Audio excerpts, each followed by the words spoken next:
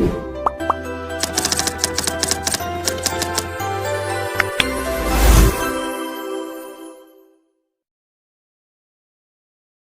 selamat siang Ibu. Bagaimana kabarnya? Selamat siang juga, alhamdulillah baik. Nah, saya Alfa dari PPG Prajabatan. Kali ini saya akan sedikit mewawancarai Ibu, bertanya-tanya tentang pengajaran Ibu di kelas. Boleh? Boleh. Sebelumnya Ibu sudah sarapan? Alhamdulillah sudah. Oh iya, terima kasih Bu waktunya. Baik, untuk pertanyaan pertama ya Ibu, bagaimana perasaan Ibu saat mengajar di kelas? Perasaan saya itu berbeda-beda. Setiap kelas berbeda-beda, jadi kadang senang, kadang tidak senang, dan kadang kurang senang. Oke, kita spesifikkan saja. Ibu mengajarnya kalau boleh tahu di kelas apa saja?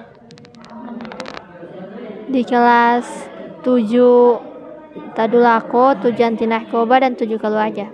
Oh baik Bu, dari ketiga kelas yang Ibu sebutkan tadi, kira-kira kelas mana nih yang paling sulit diatur atau paling membutuhkan effort yang lebih?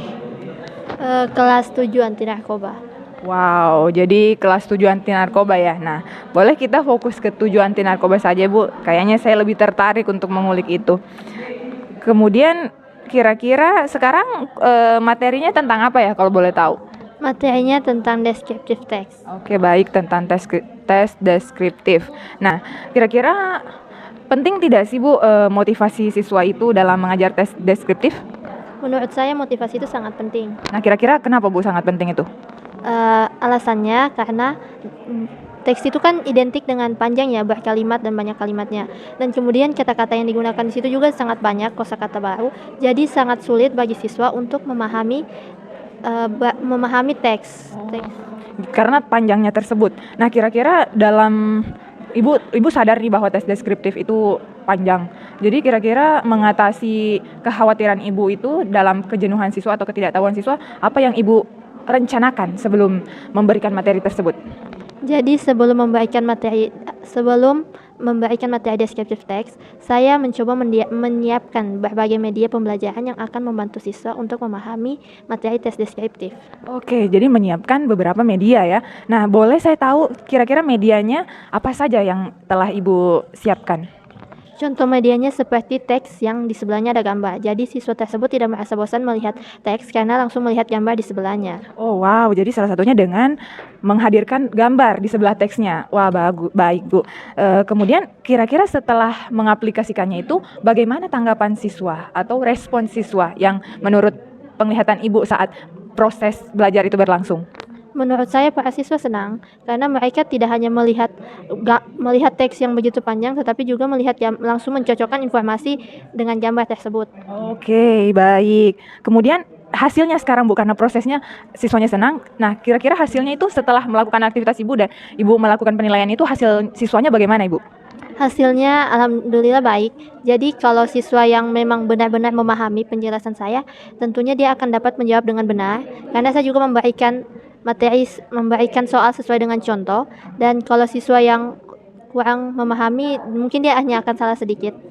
Kira-kira dari banyaknya siswa yang memahami dan yang tidak paham, bisa Ibu presentasikan berapa persen? 75% yang paham dan 25% kurang paham. Nah, menurut Ibu dari 25% yang tidak paham itu, mengapa mereka kurang paham? Karena mereka mungkin faktor lainnya kekurangan memahami arti kosakata yang ada di teks bacaan. Oh, jadi tidak berpengaruh dari picture-nya, tapi memang kemampuan siswanya yang kurang memahami artinya. Oke, baik, dari kekurangan siswa tersebut, tindakan Ibu bagaimana untuk mengatasinya? Yang kekurangan mengetahui arti itu? Saya lebih membimbing mereka, jadi saya mendekati mereka dan menanyakan apakah ada masalah. Kemudian biasa juga siswanya langsung memanggil, "Mem, saya belum paham yang ini, boleh jelaskan kembali?" Wah, luar biasa Ibu ya. Kemudian dilihat tadi dari hasilnya, ternyata kebanyakan yang tuntas ya Bu. Nah, apakah Ibu puas dengan media tersebut untuk memotivasi siswa? Saya merasa puas karena sudah lebih dari setengah siswa yang paham dan tinggal 25% yang belum paham. Jadi menurut saya media tersebut membantu saya. Oke, jadi media tersebut membantu Ibu ya dalam memotivasi siswa ini.